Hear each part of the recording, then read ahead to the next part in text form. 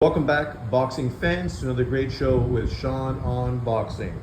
So I just watched the Beterbiev Bivol fight for the second time. Great version on YouTube. English commentating, not the American commentators. I think the whole feed is very Bivol biased. Whenever you watch highlights, it's all Bivol's punches landed. They never show hardly anything from Beterbiev. They act as if through the whole fight, Beterbiev never landed a punch and Bivol landed every punch. But in watching the fight, it was clear that people that got upset by that one scorecard are overreacting. Because in watching this the second time around, I had it 8-4 Beterbiev. Beterbiev really controlled the pace of this fight for the most part. He was the ring general through the majority of this fight. If you watch this again, you'll find Bivol picking moments, sort of doing what Sugar Ray Leonard tried to do against Marvin Hagler, trying to win moments and hope to win rounds based on those flurries and big actions that he put out. And you saw that in quite a few rounds. And actually, through Maddox's card, through the 8th, 9th, and 10th, 7, 8, and 9, he gave every single one of those rounds to Bivol based on literally one flurry during that round. Whereas the consistent jab, the consistent pressure was all from Beterbiev, consistently through all three of those rounds. I don't say that Beterbiev won all three of the rounds, but really, you should at least give him one of those rounds. After 6 rounds, it was easily 3-3 because 4, 5, and 6, Beterbiev won all those rounds. And then you had really a swing round in the first 3 that could have went his way, but fine, you give Bivol the first 3, you give Beterbiev the next 3, it's 3-3, and then those next 3 rounds, I mean, if you give Bivol 2 of those rounds and Beterbiev 1, at that point now it's 5-4, and I'm being nice giving it to Bivol. And then the final 3 rounds, you give it to Beterbiev, and then what is it, 7-5, easily. And really in the 7, 8, and 9, I think you could easily give Beterbiev 2 of those rounds as well. And then it'd be literally 8-4. 8-4. And that's not stretching. That's not being a fanboy. Because in truth, I don't hate Bivol. And I really respect what he did in this fight. I thought he fought well. But when you watch it the second time around, when you're not so emotionally invested in it and not so caught up in the drama of the fight. I never listen to the commentators anyway, so I tune them out and don't pay attention to them, especially when I'm doing lives. Obviously, the commentating is turned off, so I don't even hear that. So that doesn't impact my scoring at all. But the truth of the situation is Beterbiev won that fight. He won it because he was the one that landed the harder punches, consistently pressured, consistently controlled the pace that dictated the whole pace of the fight. In other words, being the ring general. Most of the punches that Bivol threw landed off of his gloves. It's only those few big flurries that he threw where he landed a few big shots. But then in every single round where he did that, Beterbiev consistently outlanded him with jabs and pressured him throughout the whole 3 minutes. So I thought in watching it the second time, it was clear that Beterbiev won. And going into the rematch, I kind of was thinking, maybe Bivol can improve on, his performance and maybe win a unanimous decision against Beterbiev in the rematch. But in watching this the second time around, I don't think there's any way Bivol's going to beat Beterbiev in the rematch. I think if anything, Beterbiev is going to knock him out in the rematch. Because there were times during this fight where literally there's a punch away from Beterbiev basically being out of that Bivol being out of that fight, and that was 3 or 4 different rounds where literally that's the pressure and that was the feeling going on at that fight. It was typical of what you see in Beterbiev fights. You feel this momentum consistently when you watched him against other opponents, and you saw the way those fights resulted in him getting the stoppage.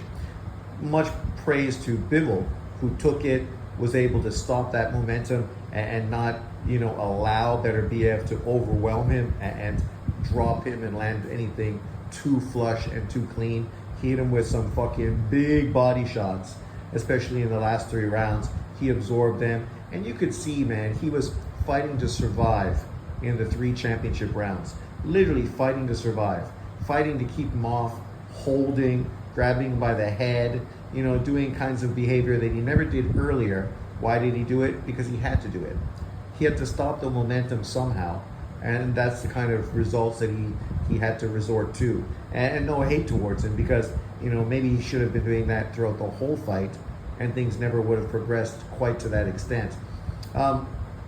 It's normal that you're going to have fans that feel Bivol won, but, you know, I think those people need to turn back, watch it again, and really watch the fight, and not be so, you know, biased or easily manipulated by commentating, right? Definitely watch it again. I think if you watch it again, you're going to find it very difficult to give Bivol that fight, right? And we see Bivol's team, of course, is protesting. They're never going to win that protest. Fucking never. They have no chance in hell. Because if the judges go back and watch that fight, they're not going to see a dominant performance from Bivol. He did not dominate that fight. He had moments. He did well. He moved well. He moved a lot more than I remember when the first time I watched it, right? I credit him for really boxing very well and doing very well. But in rewatching it, he did move a lot, really excessively. Not to the extent that Lara did against Canelo in the second half of their fight, but a lot, right? When he's doing that, he's unable to land any effective punches.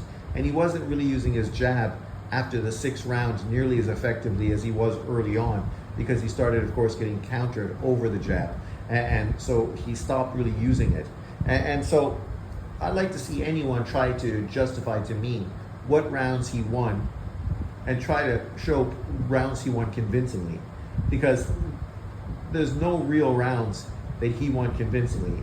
Even in the round where he fucking hurt Beterbiev. Beterbiev came back, caught him, and then ended up going on to look like potentially he was going to drop him in that round. And early on in that round, he was the one putting the pressure, landing the jabs, consistently putting the pressure on him, which is why he ended up getting caught by a big shot when Bivol ended up sitting down and flurrying. But you will go back and watch, and this is very similar to, not nearly as good, not nearly as effective as Leonard against Hagler. But again, Hagler wasn't nearly as effective as Beterbiev was in this fight, right? Not nearly as effective. And he was much younger, but he wasn't nearly as effective as Beterbiev was.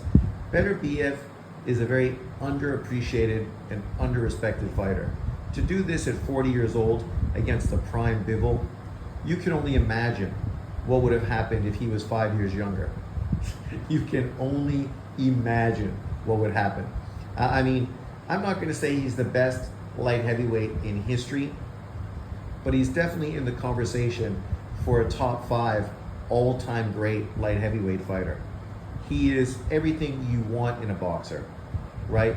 The ability to pressure with his feet, cut off the ring, small feints, put his punches together, very good jab, great power, right?